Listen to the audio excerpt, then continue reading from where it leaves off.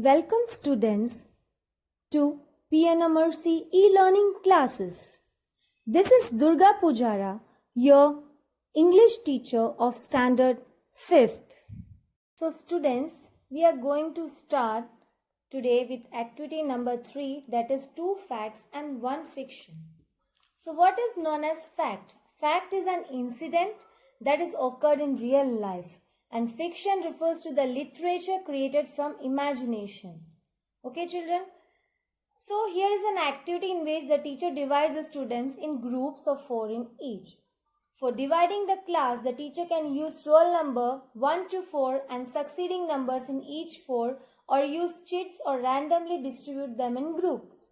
Follow the sequence of the activity given below. Here, the teacher divides the students into 4 groups and teacher is going to give an activity which is related to facts and fiction.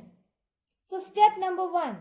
All group members think of 2 things about themselves that are true, facts, and 1 that is not, that is fiction.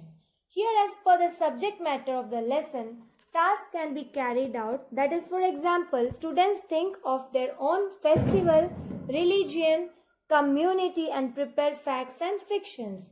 So children, here teacher is going to give an activity which is related to facts and which is not, that is fiction. So the matter is given here, that is the topic is related to religion, festival, community, and regarding that the students have to prepare the facts and fictions. Step number 2.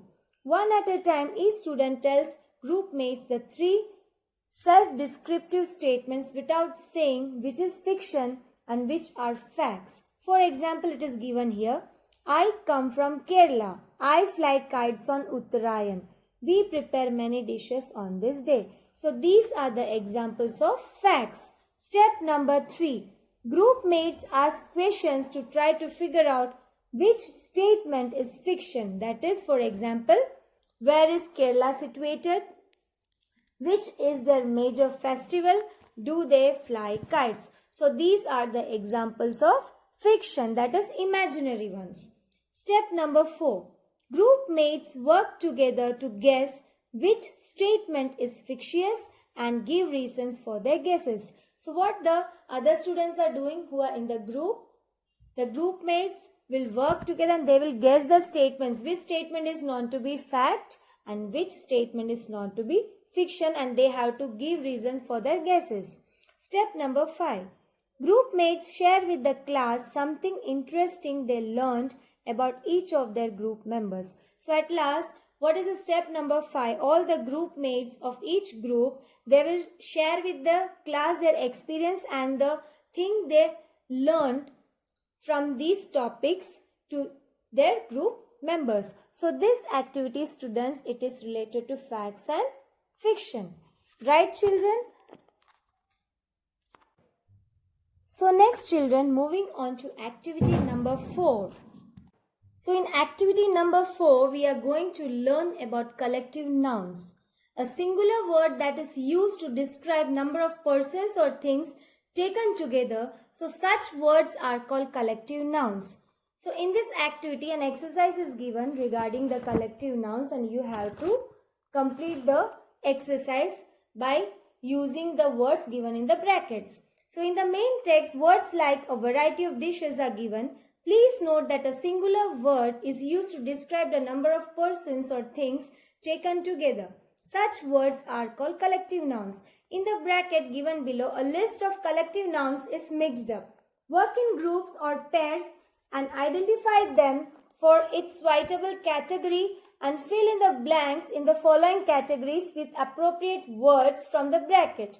You can take the help of your teacher or use a dictionary or a thesaurus. One example is given for you. So in this activity, there are words which are related to people, words which are related to animals, words which are used for things. They are given here. What you have to do is you have to categorize and divide the words which in the correct form of the nouns. So you can see here words that are related to people. The first one is a class of students. Second, a choir of singers. Third, a crew of sailors. A band of musicians. a gang of thieves, a regiment of soldiers, a flock of tourists, a tribe of natives. Next is words that are used for animals. A catch of fish, a flock of birds, or you can say sheep, a howl of fish, a herd of deer, cattle, elephants, goats, buffaloes, a litter of puppies, kittens, cubs, a swarm of bees or ants, rats or flies, a team of horses, ducks or oxen, a kennel of dogs. Next, words that are used for things. A galaxy of stars, a stack of wood, a fleet of ships, an or a album of stamps, autographs or photograph, a pack of cards, a bouquet of flowers, a bunch of keys, a range of mountains. So these are the collective nouns that are divided in three groups. One is for related with people, one is used for animals, and the words that are used for things. So students, what you have to do is you have to copy this activity and write down the answers in your textbook itself. Next is activity number 5, that is the activity which is related to festival, right? Work individually and write a paragraph using simple past tense in about 50 to 100 words about how you had celebrated Uttarayan. After writing it, share your views in the class. So children, you have to only do the activity number, that is second number, that is B. Activity B. Work in groups and fill in the blanks in the following paragraph with appropriate form of verb in the past tense. Make necessary changes in the paragraph to convert it in narrating past events. So here an activity is given which is related to the festival. What you have to do is you have to write the appropriate form of verbs in the past tense. So verbs are given with the paragraph. You have to write down the words in the past tense form. Right children? Festival indeed not only added color to our routine life, but they also rejuvenated our life with new zest, energy and love for life. Festivals are a means of preservation and transmission of our rich cultural heritage from generation to generation and inculcated values and moral in lives. Festivals are of various kinds such as religious, national, cultural, historical, social traditions, customs and based on some beliefs and legends. Festivals are usually taken as a time for enjoyment, but there are some festivals which are celebrated to pay tribute and homage to the sacrifice of great martyrs or some religious significance, for example, Good Friday, Moharram, etc. India had great diversity, being multilingual and multi-religious nation. Different festivals were celebrated in different regions and parts of the country, and each has its own importance.